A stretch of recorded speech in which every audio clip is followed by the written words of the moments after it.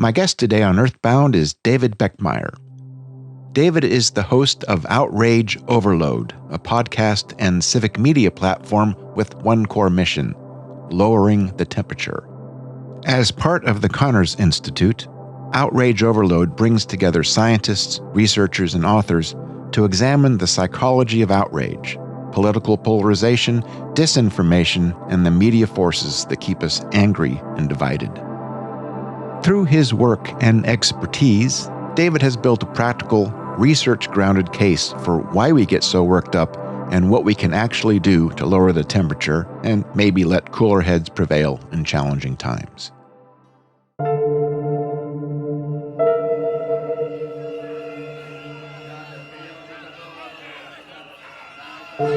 Left, right, up, down, right, wrong. The grass is green. No, it isn't. Global warming is real. You must be some deranged radical liberal. How can you say that? How can you not see what I see? Rising seas, more extreme weather, the science, parts per million. You must be some unhinged wingnut. Instead of you and me, it's us versus them. Weaker and slower than the ancient apex predators roaming the African veldt, our earliest ancestors had little to protect them but their wits and each other. We survived as a species by organizing into cooperative tribes. To run counter to the norms, beliefs, expectations, and traditions of the tribe, therefore, threatened an individual's survival. To be banished from the tribe was tantamount to a death sentence. Competition for resources evolved into suspicion, a contest of beliefs and culture. Winners versus losers, us versus them. To travel into the brain is to travel into deep time. Layers of evolutionary circuits shaped for survival in a world of immediate dangers, tooth and claw, must now grapple with headlines and hashtags, tasked with interpreting a world of symbols, signals, and stories. The amygdala still asks the ancient question, is this a threat? But in the age of algorithms and outrage overload, the answers arrive faster than reality can follow. After all that the modern human mind has imagined, created, and built, we are still quietly driven by an almond-shaped cluster of tissue with the power to flood our bodies with fear, urgency, and conviction. We cannot escape our neurological wiring, but we can employ other layers of cognition, not to fight our lizard brains, but to understand them. Here's how all this plays out in my world. I've been writing and studying and talking with people about climate change for nearly 20 years. I've covered it from conference halls and field stations, from disappearing coastlines, melting permafrost, and warming seas. I was in Paris in 2015 for COP21, where the Paris Agreement was adopted. At the time, Paris felt like a turning point. The world had come together, literally. Heads of state from nearly every country on the planet gathered in the same room. Something had shifted. It was, for me, a genuine high watermark. But it didn't take long for that feeling to fade. Now, more than a decade later, and with COP30 in the rearview mirror, I find myself in a different place. Not without hope, but much more clear-eyed about something I may have spent a long time not really wanting to see. The science hasn't gotten murkier, the evidence hasn't weakened, the case for urgent action is stronger than ever.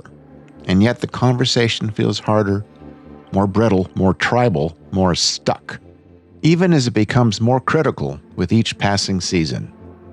For a long time, too long, I assumed this was a problem of information, that if we could just get the right facts to the right people clearly enough, often enough, the needle would move. What I've come to understand, and what my conversation with Beckemeyer helped crystallize, is how I kept falling into a trap David calls naive realism. The quiet assumption that because I looked at the evidence and reached a conclusion, everyone else should too, and if they haven't, well, something must be wrong with them. And that's a hard habit to break. People evaluate problems, unsurprisingly, through the lens of their tribe. David talks of a phenomenon researchers call solution aversion, in which people quietly shift their positions on a problem depending on whether the proposed solutions are ideologically threatening. We don't necessarily do this consciously or cynically, though sometimes we do, but the brain does it even before you know it's happening. If your information doesn't fit my tribe's narrative, it's a threat.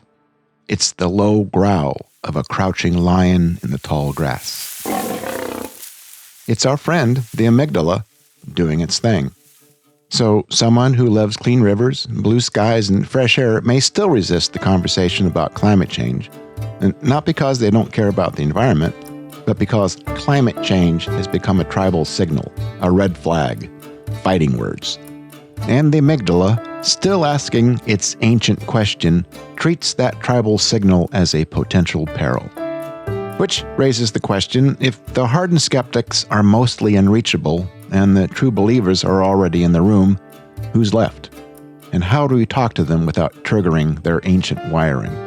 The answer, in part, is older than politics, older than science, older than the written word. It is in the stories we tell and how we tell them. We are a storytelling species.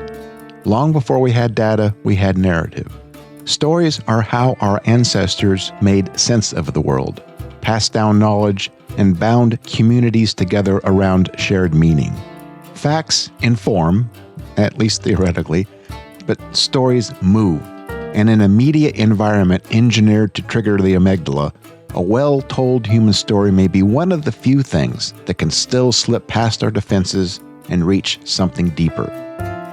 David calls the people we need most to reach the movable middle. They're not loud, they're not rage posting on your feed, but they're out there and they're listening. The question is whether we know how to speak to them. We all love clear skies and clean water.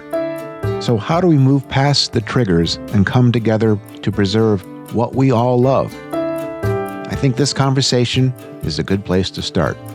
Here's David Beckemeyer of Outrage Overload. David Beckemeyer, it's good to talk to you today. Tom, it's great to talk to you. This is going to be a different kind of talk for me, so I'm looking forward to it. Good. So it's really an interesting conversation for me because I have been writing about climate change for a couple of decades now. And my ongoing challenge is connecting with people and finding a narrative that works. And it's getting harder and harder. So let's start off. Why don't you give my audience a brief outline of your work and your podcast, Outrage Overload? Yeah, so Outrage Overload is a podcast. It's also kind of a media network because we've also got a few other shows, and I also write on Substack.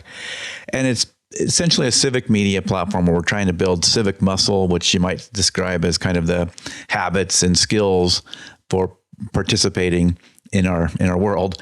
And, the overarching theme you could pretty easily say is just kind of lowering the temperature. And then that covers a lot of different topics. So we talk about, some of the science behind why all this outrage is out there and why we get caught up in it. We talk about misinformation. We talk about tech.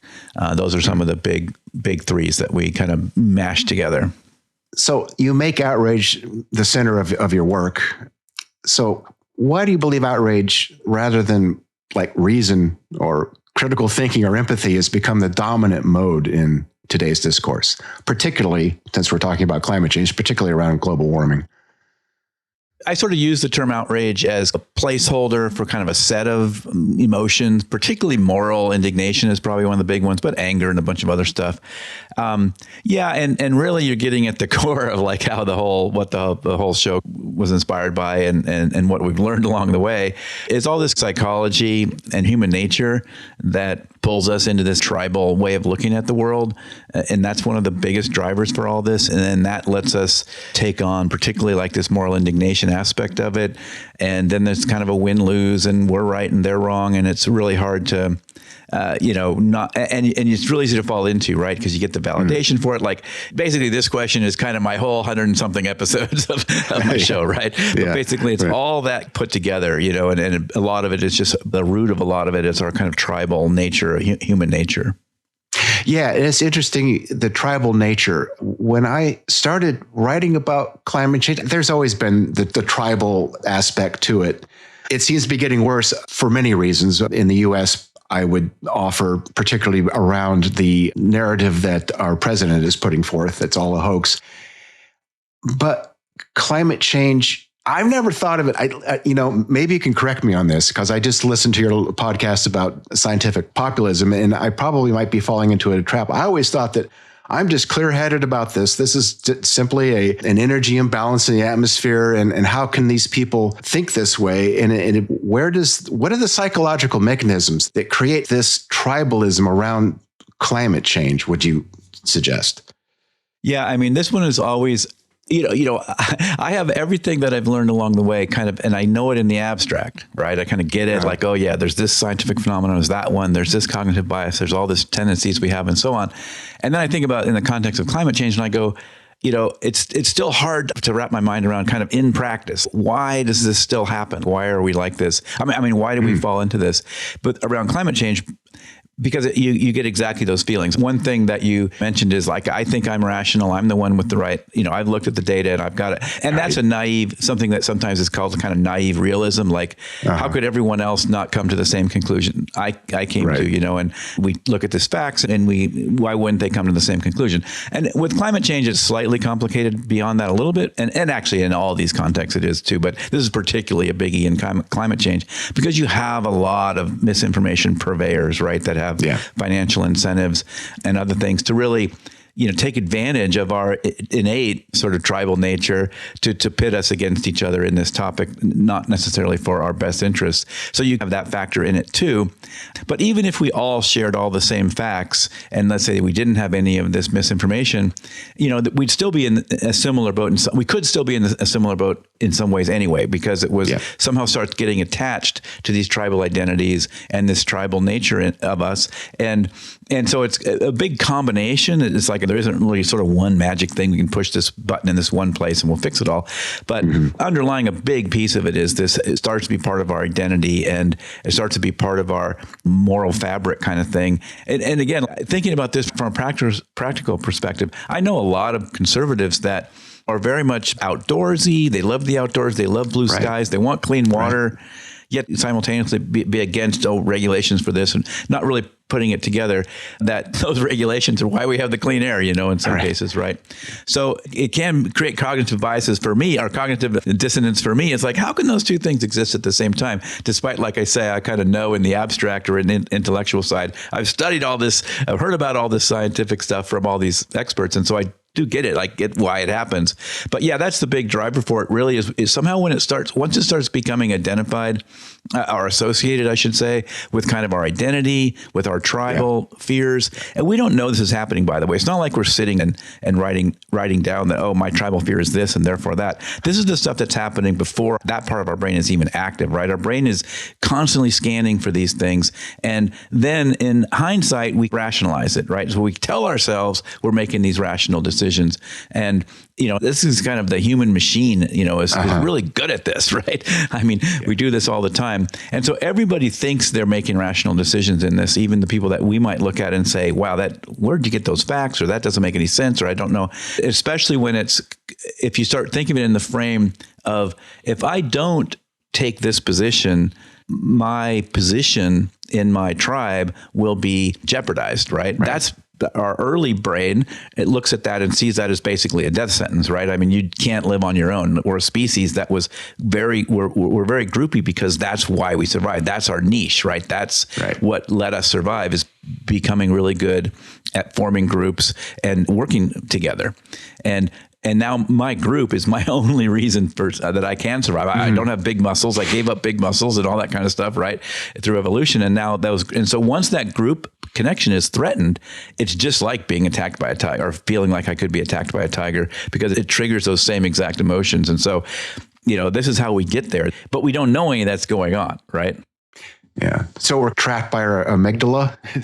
Pretty much. Yeah. We back into our rationalizations of, like when we buy something, you think, oh, I really need this kind of thing because and, you give yourself reasons. This is a pretty lighthearted example, perhaps, but you end up buying something that you don't really need it. So you rationalize emotional drivers into rationalization. Yeah. And I think with climate in particular, there's just another thing that's happening is, and it's this idea, you've seen some research around this calls it this idea of solution aversion or solution attraction. So we change our position on the issue itself based on what solutions are attached and how those solutions align with our ideology, right? So once a particular solution is proposed or connected with this issue, and that solution is aligned in our tribe seriously one way or the other, then we change our position somewhat, or our maybe importance on that issue. So you could say maybe people on the left do this with immigration, right? They don't like the solution for solving immigration, and you could argue maybe I'm wrong there, but just taking that as an example, that maybe people on the left would say, well, I'm going to deprioritize. I don't think immigration is a big problem because I don't like the solutions people are proposing. And for people in climate change, you see the same thing. I don't think climate change is a big problem because I don't like the solutions. Now, again, you don't know you're doing that. Like we don't know we're doing that when we make those kind of things. But that's another aspect we see in the science is that it can be somewhat about, it's not so much the issue itself, it's like what solutions get attached to it. And this is where I think communications about the topic can really help, is finding ways to talk about solutions that aren't so polarizing. Right. I agree. I've always kind of thought that talking about climate change, you might not agree with, say, what I would say a solution is, but let's talk about what are your ideas of a solution, as opposed to saying, I don't like your solution, so go away. I don't want to talk to you. My struggle is I can preach to the choir all day long, and that's okay. You know, you're informing people, keeping them informed as to what's going on, but you're not really pushing the needle at all. And then there's the people that anything I say is just going to hit a brick wall. And then there's the people in the middle that, you know, they have their lives to live, they're raising, whatever, climate change isn't front of mind. And because of what I do, climate change is more or less front of mind. How I can connect with those people where there is a chance of making inroads. You know, you don't have to be as concerned about it as I am, but just understand that this is an issue. These are possible solutions. And that's the struggle I have found. And in today's media, algorithm-driven, AI-driven media landscape, that really seems to be harder and harder because the algorithm of the choir is easy to reach. And actually the algorithm of the people that don't want to hear from me at all is easy to reach. They find me. They find me, go, you know, you're full of shit. And then there's the ones in the middle that I don't know how to get to them. Can you walk us through somehow how, given the scenario I've just given you, how a person can approach a conversation about climate change in this environment that we're in? Yeah, I mean, I can talk about what the experts talk about. And I think you're really hitting a key thing here is that sometimes when we go about these things, we think of the person that's the farthest extreme from us, right? The most polarized, the most polar opposite from us on this topic. And we start there, like we're going to take that person and we're going to fix them because they're wrong.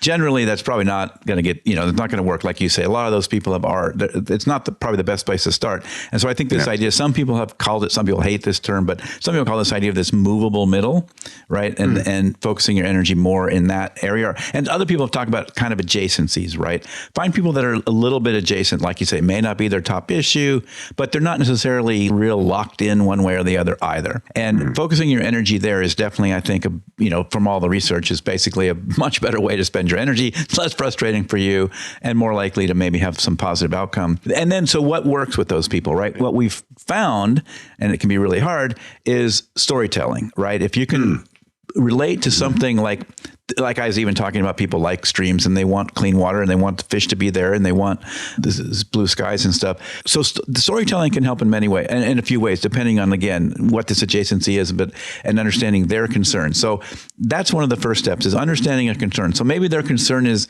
you know, these environmentalists just want to go in and they're not going to let me do this. They're not going to let me do that. They're going to enforce these rules and I won't be able to do these things. And so if you can start identifying some of those things and say, well, that's kind of a misperception, but and so here's an example. I know so-and-so, you know, who had this problem and that problem. And when these laws changed, it actually was better for them because this happened and that happened. Those kind of things can have much more impact than here's a fact and here's a study. And if you look at this, so try to identify what their concerns are and then speak to those concerns with storytelling if you can. And that's much more effective. That makes perfect sense. Meeting people where they are. And a human's personal story is the best.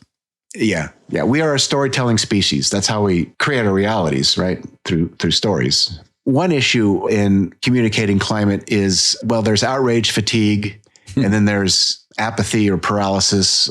How do we avoid pushing people? You might have just addressed this a little bit through storytelling, but pushing them either to denial or despair. I mean, those are two extremes. And I know that there's a lot of people that in my camp and sometimes I feel this way myself. It's like, it's just too late, Yeah. And then there's the denial, which is pretty common, but those are the two extremes.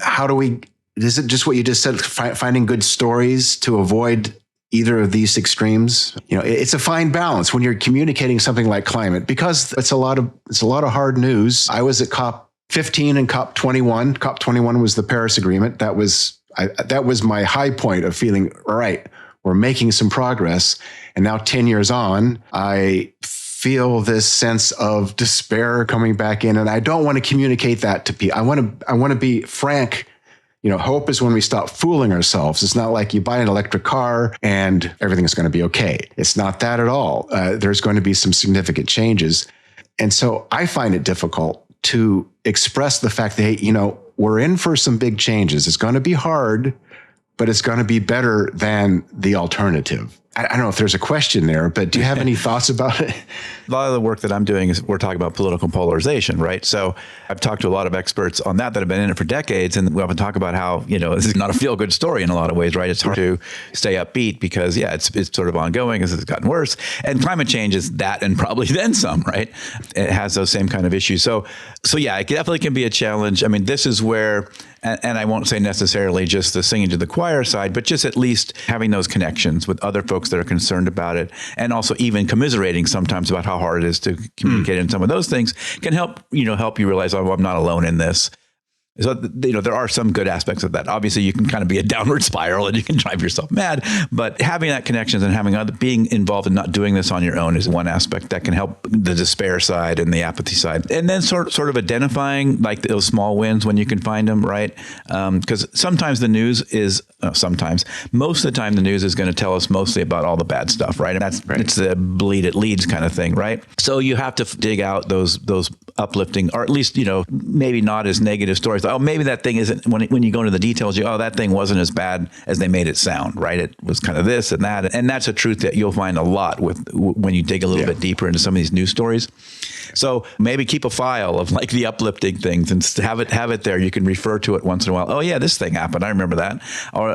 Maybe I talked to this person and they changed their mind a little bit, or maybe I learned something from them about something else, So those kind of things can help. But yeah, it's definitely a tough space when you kind of want to solve all the world. I mean, this is the environment we've been trained to be, that somehow we'll do a thing and it'll be this grand thing and all the problems will be solved. In real life, these things change through collective movements, and just remembering that small thing you did somewhere. And maybe you did just get an EV. Okay. Maybe that's all you did this year or whatever, right? It's something. You can take some credit for that and feel like you've took some step. And so that's a piece of it too. What are these small steps that we can take and realize that we have agency in this? And because that's what you lose sight of sometimes. You just think nothing I do will matter. Yeah, that's an excellent point. It's easy to fall into that. Like, I put this thing in the recycling bin. Who cares? It's not going to make. And as an individual act, it might not make that much of a difference. But it's the collective, everybody following their values. I know that just me putting this thing or buying an EV or putting this thing in the recycling bin isn't going to make that much of a difference. But I am expressing my values, and it's an example. Other people express their values, and that's how change happens, is my estimation on that. What would your take be if, just generally speaking, we can pull back from climate change a little bit, just the general information environment that we're in right now? How do you see it serving the public good? The algorithms, the social media, how dangerous is all this? We're sort of simultaneously in a world where there's more good information out there and available than there's ever been. At the same time, there's lots of bad information, and it's really hard to find. It's really hard to sort through and manage all that in an effective way. And there's no silver bullet. Like everybody kind of, isn't there this one source I can just go there and all my problems will be solved? It doesn't really exist. It's a heavy lift, unfortunately, for us these days to really, like I said, I can't point you to one journal and say, that's great. All information there is going to solve all your problems. It's a bit of a heavy lift, and it is a little bit, frankly, I'm very concerned about this, and it is a little dangerous. And we already have the media environment we have now, which is very big problem with it is it's so fragmented, right? So you can get any bit of any detail you want on any subject, but the quality of that is quite variable, right? So that's a big challenge. But so that's what we're starting with. And now you start throwing AI into this. Right. And I think what a lot of people aren't paying attention to is that there's a huge amount of power there, right? These algorithms, you're already seeing this language. I'm seeing it in my circles. I'm sure you've seen it too, where people say, I don't even use Google anymore. I just, I don't look at the Google results. I just ask AI, ask ChatGPT or whatever, and it gives me what I want to know. And that kind of sounds good on the surface, but if you think about the power that means, that now is our collective intelligence, right? They can be whatever they decide to put in that training. And you literally have seen people say, I need to change, the grok people are always talking about it's too woke. Trump has now made it illegal for the government to use what he's calling woke AI.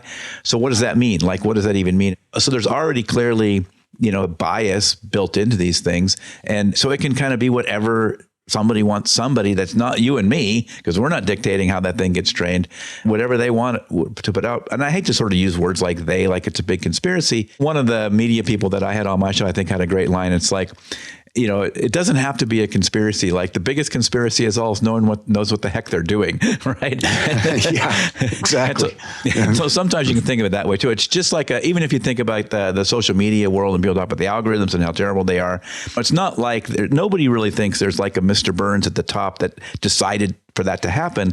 It was kind of just a, water flows downhill, natural outcome of deciding that engagement was what we're going to create. And then it was us. It's our brain that did it. And this has been proven with research that basically, even if you take social media without an algorithm where it just has follows, likes, and I think one other factor, doesn't take much, and you throw humans into it, boom, toxic polarization happens. Toxic environment happens anyway without any algorithm at all. Now the algorithms make it worse and all that. I'm not saying that, but I'm just saying our brain is the algorithm that's destroying it. It's because of what we want. So when you throw that in, yes, I'm very concerned. And how do you go from there and where we're going from here? I mean, we're headed to some new world about information because if how are people getting information now? It's a lot of TikTok reels and things like that, right? And like I say, when you let our brain run on its own, you don't end up in a great place. So the way to stay out of it personally is to be very intentional, that kind of stuff. But where it is in the big picture is I am very concerned. Yeah. How does somebody that wants to be seriously, informed and they have their views, how do people cultivate the self-awareness to be able to recognize that they're being manipulated, by outrage, and especially let's focus back in on climate change, I guess. As an example, as a personal example, I have my algorithms, and it's probably no surprise to anybody. I'm a liberal, so I have the things I'm seeing, and it makes me mad. And this isn't helping.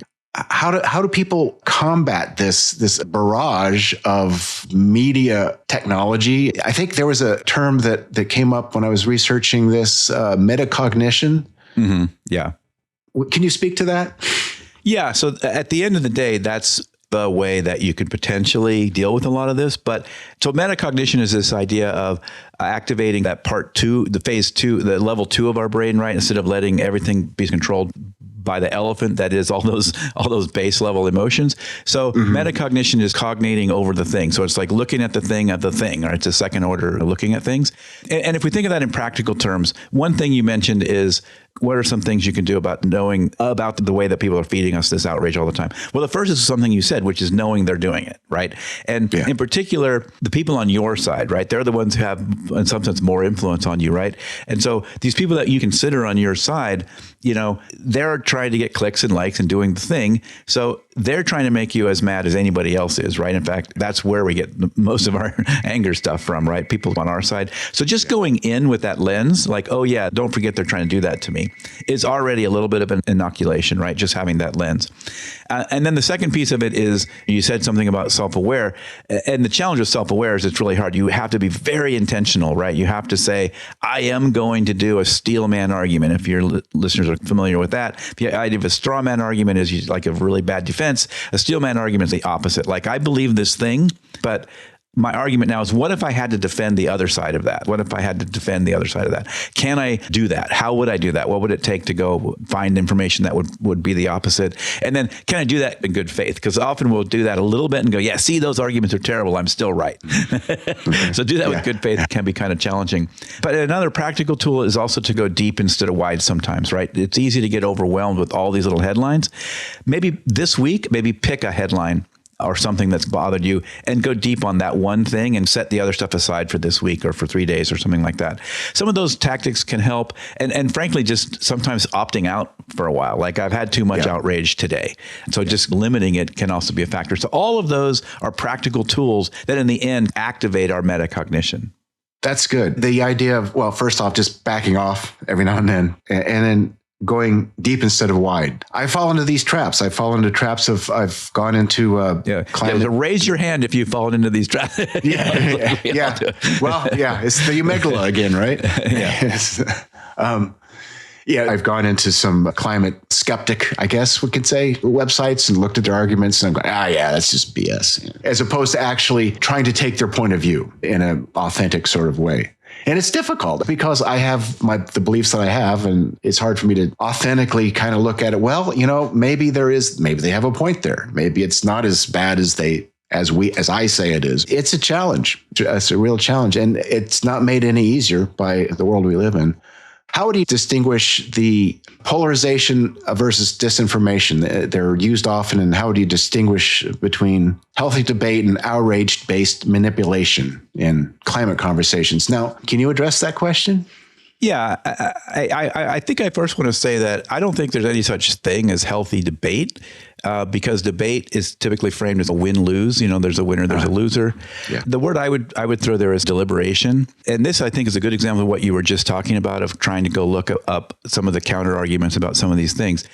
If you do true deliberation, right, where you have good information sources, we know from research, even involving climate, that if we're able to facilitate quality deliberation, we are able to do it. And at the end of the day, what that's talking about is taking good information and then learning about the complexities of it. And I would say, like, an example of where this all fell down on social media would be something like maybe the Dakota Access Pipeline might be an example if folks remember that.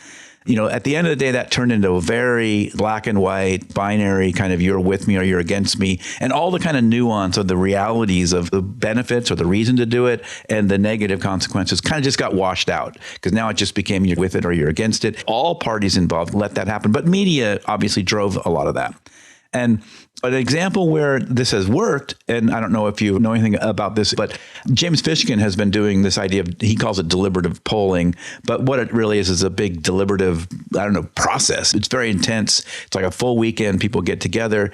They go through a bunch of cycles of being presented information where these are like, they're not really partisans in the information, but there's people trying to show the information about both sides and highlight the sort of nuance and trade-offs involved. And then people discuss it and do the deliberation about that. And then they go back again and they have, these new questions came up, and they go back to the experts and they ask the experts about those questions.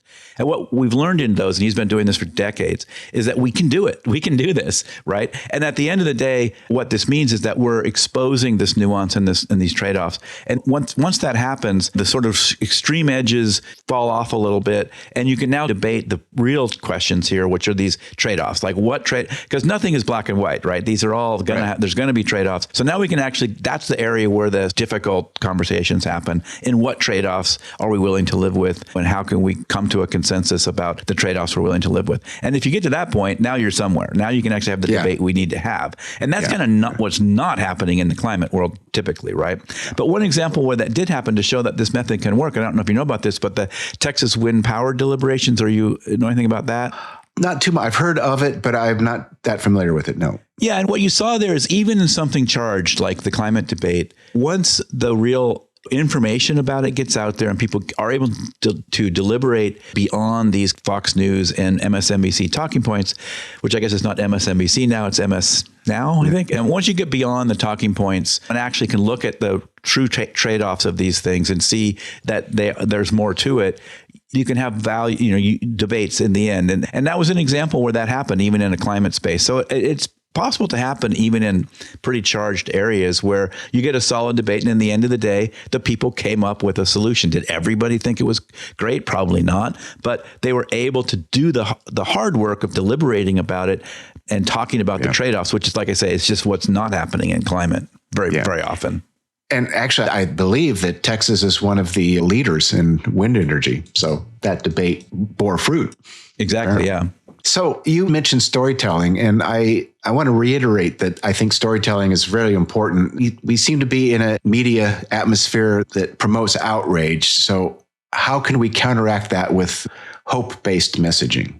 Well, I think it gets back to something we talked about before, which is this collective action, right? Like if we all a couple things you can do. If you can start tweaking the algorithms a little bit by liking the stuff that you don't usually like, right? So maybe you start liking maybe not the full on climate skeptic kind of stuff, but if there's a rational argument, maybe you can promote that within your tribe and say, there's some good points made in this rational argument or whatever, right? So we can do more of that. We can start telling these algorithms we want something different. And then also just highlighting more of these uplifting things when we do see them, right? Because that's the stuff that's not necessarily getting out there, because it's the negative stuff that's always, we have a negative bias as humans, right? You can see this, like if you think of a job performance review or something, there's 10 cells in these 10 areas and you get one mark like, oh, this needs improvement. What's the one you're going to lose sleep over, right? Right. So that's the same thing. And what's happening in these algorithms, we promote and share that one negative thing when there might have been 10 other ones that were good. And also even highlighting other work people are doing, right, that's been successful or even just had any results at all. So all of those things can help start training these algorithms that we don't want this negativity, we don't want the outrage, and also just remind us, because social media, one of the worst aspects of social media is it's giving us this misperception of the world. We think everybody's a climate skeptic because that 8% or whatever the number is just dominating the landscape, right? When there's a whole bunch of other people that either don't know or it's not their top issue, that kind of thing is kind of that movable middle we talked about. That's what's the majority out there, but they're not in social media, right? They're not getting the attention. So social media gives us this really negative, and that can bring us to this point of apathy and all that kind of stuff, right? Right. So it feels like that we're against this algorithm and we have no agency over it, though obviously we're feeding it all the time. But I think what you've just described is we do have agency over the algorithms that feed us the information. We can shape it. Right. You can shape your algorithm and your feed. Yeah. Yeah. Which is an important point, I think. I think people feel overwhelmed. Well, let's wrap it up with, people are feeling exhausted and overwhelmed, not just by climate news, but we can focus on climate news for this, but, it's news in general. And the social division, you might have addressed this a little bit before, but let's wrap it up with some practical steps for people to re-engage productively without falling into the outrage and the apathy. Yeah, I mean, one of the areas that it can get frustrating in this space, and I'm sure you go there sometimes too, is that you sort of, some of it almost sounds like platitudes, right? Like, because some of it seems like, but like it's kind of the classic meme kind of idea. I have this problem. Well, here's the fix. And they're like, oh no, not that, right? And you see that a lot, because some of it is even really, really dumb stuff, like getting good sleep and eating well and that kind of thing, right? So some of it is real simple. Simple things like that make a much bigger difference than people think sometimes. And so some of that means don't be scrolling right before you go to bed, that kind of stuff, right? Find a better go to bed habit that doesn't involve social media and doom scrolling, right? So some of it's that.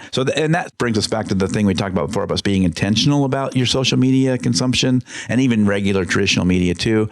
Being intentional about it, like what hours of the day do I do it? How much time do I spend on it? That kind of thing. That's a real big factor in this, because once we fall into that scrolling, like, oh, I have 5 minutes, I'll just scroll, like I don't have anything else to do. That's like the worst now, right? Because now it's just all algorithmic fed and the whole thing, right? There's no intentionality to it. And I think we talked about a lot of this stuff before, but you were talking about like, in our world, we all do this. It's our, the rage bait stuff is flowing at us all the time.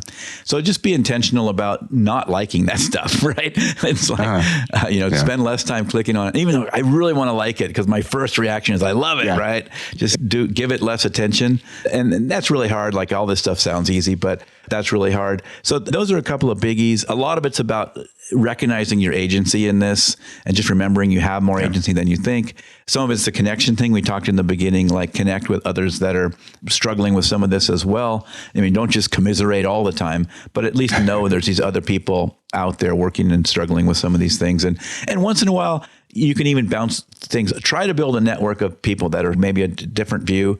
It's hard, but if you have a network and some trusted people that have some different views, run some stuff by them. Like, am I falling off the cliff here? Am I going too far with this? Or is this a rational way of looking at it? And a lot of times other people will see it like, dude, you're going, this is ridiculous. Like, and you just can't see it, right? That if you can have that network of people that can check you a little bit, that's also real powerful in this. Yeah. Those are all good points.